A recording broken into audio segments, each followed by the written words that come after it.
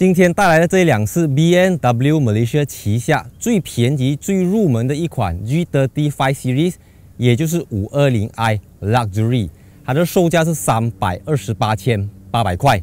比 530i M Sport 便宜了44000块。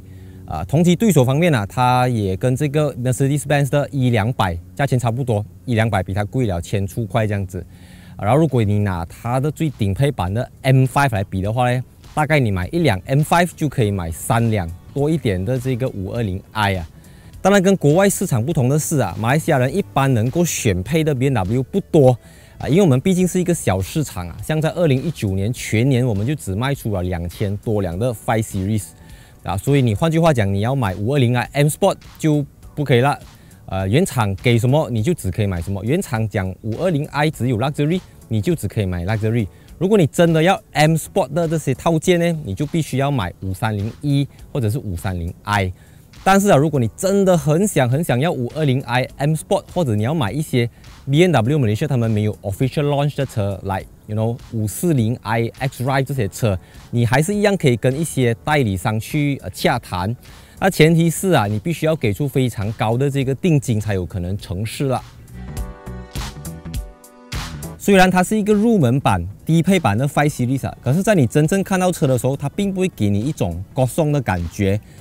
Compared to Mercedes 的 E200 跟 E300， 你就一眼能够分辨出，E200 真的是一个高松的车。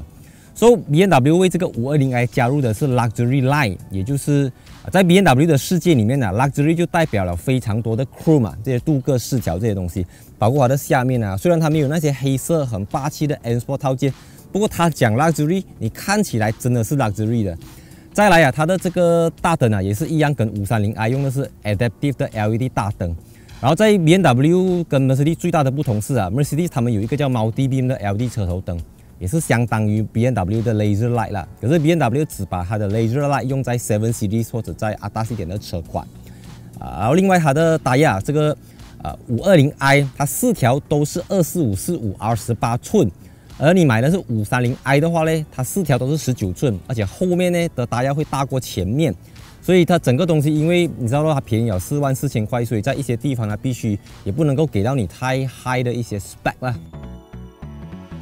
如果大家有看过我之前介绍 E200 的 video 的时候，就会知道 E200 是没有 keyless entry 的。可是 520i 呢，比它便宜了1000多块，它还有 keyless entry。OK，so 除了 keyless entry 之外呢，520i 最令我 surprise 的是呢，它的后面它的车尾门也一样有这个 Power Tailgate， 而且它还有 Foot Sensor 的OK， 所以这个东西呢，按下，所以这个东西E200呢就没有，所以我觉得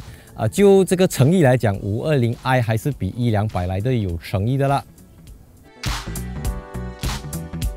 因为它的下面不像530e这样子有一个 battery 顶上来所以它的这个行李箱空间有530个 liter。比这一个530e多了120个 liter， 然后但是虽然它这边没有很宽可是你坐进去的话呢，就会发现它很深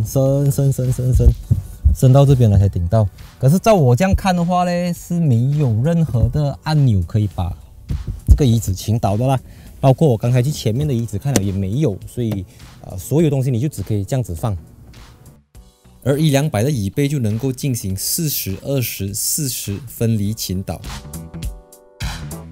从第4代的 E39 开始 ，520i 就成为了最入门版的5 Series。换句话讲，在第4代之前呢，是有 518i 这样子的东西。所以 520i 这个车型它经历了非常多年的变化，从早期的 2.2 直六气缸到后来的这个4气缸 NA 引擎，再到后来这个 F10 就用了 Turbo 引擎。那我们今天介绍的这个马来西亚本地组装版的 520i 它搭载的是跟 530i 一样的 V48 Twin Power Turbo 引擎，所以 530i 它有252个 horsepower， 可是 520i 呢，他们就把它 detune 到184个 horsepower 跟290个牛顿米的，所以它的整个动力其实你可以讲180多匹很少。可是你注意看，在很久以前的5 Series， 无论它是 NA 的时候，还是 6 cylinder 还是4 cylinder 的时候，它的马力都维持在160到180多匹左右。所以520i 他们是一直BMW 是一直 hold 着这个520i， 不要给它超过200匹这样的概念。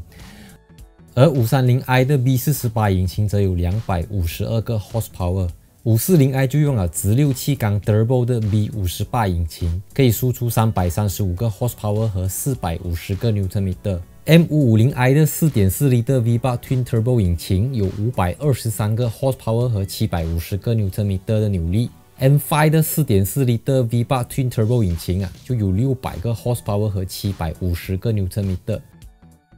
换言之，这个520i 就只有 M5 大概1/3的 horsepower。基本上你一坐进来520i 呢，你不会第一眼、第二眼或者第三眼察觉出它是一个入门版低配款compare to 你讲330i 到320i 320i 屏幕比较小，然后电子仪表板就变成实体的。可是这个520i 就还好。你看呢，它的这边一样跟530e或者530i 一样，都是 Sensatec 透气皮革包裹的中控台，椅子也一样是Dakota皮革，所以整个旋钮这些排挡杆它的 steering当然 steering wheel 它不是 M Sport 的啦，不过它不是 M Sport， 它看起来它还是一个非常 sport 的 steering 啦，而不是讲很老土很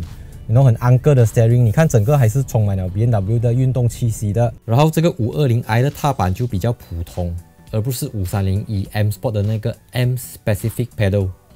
当然我讲眼睛看不到的 spec 呢，就是讲说 BMW Gesture Control， 在530i 你可以用手去调整它的这个音量大小操控它的娱乐界面这些东西，520i 就没有。再来530i 的 Lane Departure Warning、Lane Change Warning， 还有 Rear Cross Traffic Alert 这些东西520i 都没有。它也没有 BMW 这个 Display Key 就是有荧幕的钥匙，所以它一样用的是 BMW 普通的这个车钥匙。它也不像 Mercedes E200 这样有 Wireless Charging 无线充电器，然后它也没有530i 的 Head-Up Display。它的驾驶模式一样有 Sport、Comfort、Eco Pro 跟 Adaptive， 这个东西也是完完全全没有打折扣的。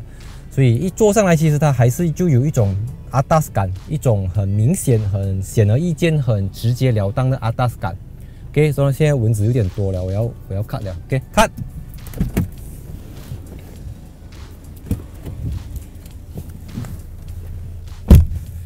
后座方面其实就跟高配版的5 Series 没有明显的差别所有的设备都大同小异，一样有这个Roller Sunblind 遮阳的这个东西，然后 Aircon 可以调整风扇大小跟冷气的温度，这边还有这个 Armrest 放2个杯架，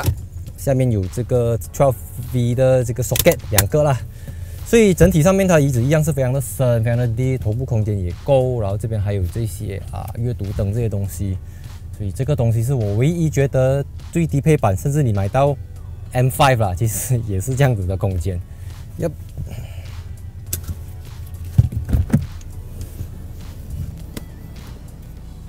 520i 就像其他的5 Series 这样一样，有 Eco Pro、Comfort、这个 Sport 跟 Adaptive Mode 的4种驾驶模式。然后在这个 Sport Individual 里面你还可以去调整它的 Damping， 也就是它的 Suspension 的软跟硬。Comfort 只是 Sport 啦，或者是你也可以选择它的 Steering， 你要硬还是要软。然后 Engine 跟 Transmission 也可以调整 Comfort 或者是 Sport， 我觉得这个是非常细心的啦。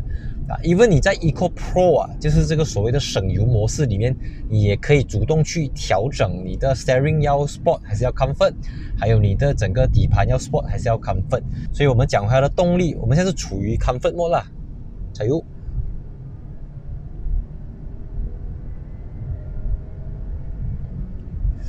因为它是184个 horsepower 嘛，就像我前面讲到的，它其实跟530i 是一样的 engine B48， 是它 detune 了，所以变成你要到180多匹的时候，你可能要去到5-6千转 RPM， 所以你就需要把引擎的转速拉到很高，你才可以获取比较多的动力。这个我觉得其实也还好，因为你知道我们平时在 KL 生活，大部分时间你可能都是在塞车，就算是没有塞车的时候，你可能也顶多是走一个90到100、120左右这样子的一个 range。所以这个少掉了就是252匹跌到184匹，我觉得在市区行驶是不太明显的。当然如果你跑长途啦，你讲我从 KL 去槟城或者回新山这些可能就会有很明显的差别。但是就像我之前在介绍E200的时候我有讲过的，因为就算是你加到 M5 跟你加到520i， 当你们在 highway 都走着140的时候，其实是一样的。反而你加 CC 小 ，I mean 不只是 CC 小啦，就是动力小的车，反而还比较省油。所以我们现在去到 Eco Pro，OK， 如果你踩着油，然后你按 Eco Pro， 你就会马上 feel 到那个油门变到很松。严格来讲呢，它会主动控制那个油嘴，让它不要喷出这么多的油，从而让它省油。所以它本来是184匹嘛，所以你去到Eco Pro 的时候，你就会感觉到大概120、130匹这样子。如果是上坡的话，更明显了，你直接会 feel 到整辆车好像1.5这样子。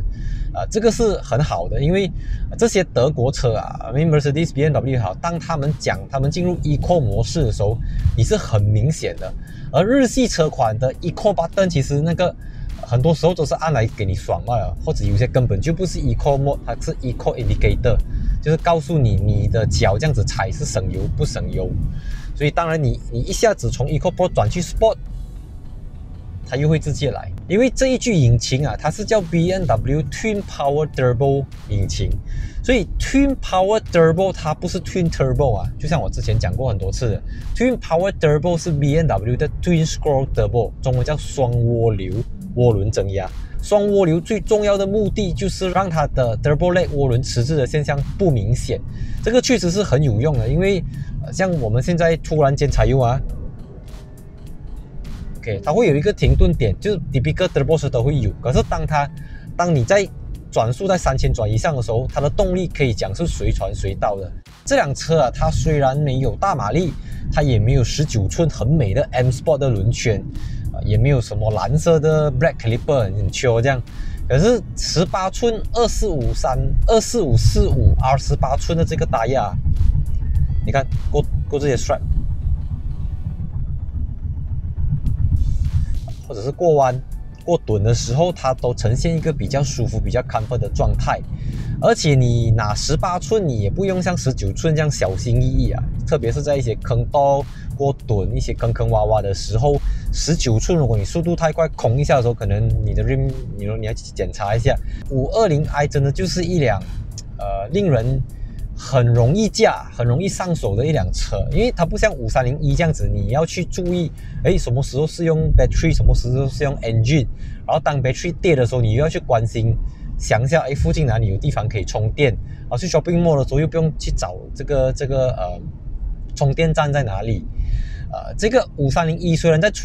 虽然可以进入纯电动模式行驶，可是在它没有电的时候呢，那个 battery 会对车子造成额外的一个可能200多公斤的负担。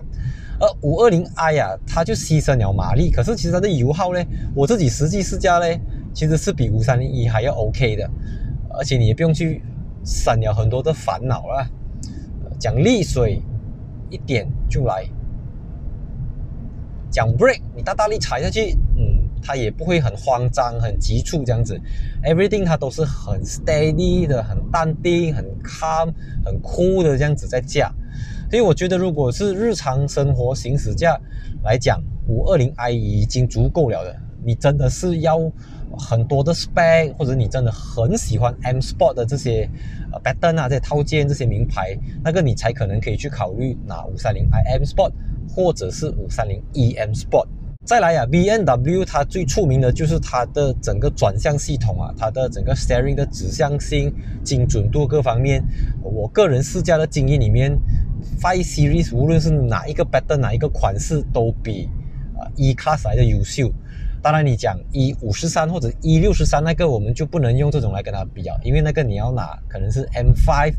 或者是这个 M Performance 的5 Series 才可以来跟它比啊。可是因为在马来西亚这两款车都相对比较冷门，也比较难找，所以总的来讲，平民版的5 Series 是在驾驶、加速各方面是比 E Class 来的好的。只是如果你要讲娱乐系统的操控界面，这个我觉得 E Class 当然就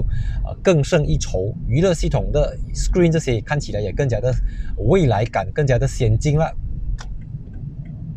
而且 E-Class 它还有 Apple CarPlay 跟 Android Auto， 这个是 BMW 目前这个 iDrive 6.0 系统所没有的东西了。在过去的2年里面，我试驾了非常多的 BMW 车款，从330i M Sport 到 520i Luxury Line、530e Sport、530e M Sport、630i M Sport 到740Li， 还有 X2、X3 还有 X5。所以在我试驾的众多 BMW 车款里面呢，这一款 520i Luxury Line 是排在了我的 Top 3。那你可能会很 surprise， 为什么是一辆最入门、马力算是最小的 BMW 会排在我的 Top 3？当然了，没有人会嫌马力少，也没有人会嫌 spec 少的这些东西啊。可是有时候啊，马力大当然好，然后这些配备多当然好。可是你要考量到你生活在一个怎样的城市啊？像我就生活在 KL， 所以平时你有什么机会可以跑到很快呢？或者你有什么机会下赛道烧烤呢吗？啊，这 depends on 你个人。我觉得如果在 KL 生活来讲，520i 真的是非常够用了的。虽然184匹看起来 可能还输给一些日系的房车，可是我觉得这个东西啊是纯粹是根据你自己的使用习惯，所以我觉得它整个你使用起来，它并不会给你一种高松低配入门的感觉，而是它把一些可能不是这么必要的 spec 给拿掉，剩下来的这些啊都是够你日常行驶、日常使用了的。当然，因为它是 BMW 啊，所以它的驾驶操控肯定会比这个我试驾过的 Mercedes E-Class 来的好啦。但是你讲安全配备啊，就跟 Volvo S90 T5 很难比了啦。就 Volvo 它其实会砍掉的 spec， 不会砍到它的安全系统了。可是 BMW 其实530e 都没有很好的安全系统了，所以 520i 也不会好到哪里去啦，就维持了跟530e 一样的配置。所以328千这个售价，你可以的选择是非常多的啊。我们远的不要讲啦，讲近的，其实328,800块呢，就跟 BMW 的 X3 相同。然后这个 X3 X-Ride 30i 啊，它的马力是252匹，也比它多。所以如果同样的价钱你要买 SUV， 你就可以直接买到 X3 啊。但是我个人觉得这一种大型房车啊，它的整个乘坐体验是小型的像3 Series 或者是 X3 都没有办法相比的。如果你是年轻，你想要热血动力，然后 M Sport Suspension， 你可以考虑买330i。但是如果你是一些商务人士啊，你平时只是上下班，或者是要给你的下线看，给你的组织看，或者你要面子，你要让人家知道你开着的是 BMW， 我觉得 520i 啊已经绰绰有余，已经可以彰显你自己的身份了。就像我在530e M Sport 的结尾有讲到啊 ，BMW 它可能在一些配备不如竞争对手，可是你只要讲出 BMW 这3个字就 win 了咯。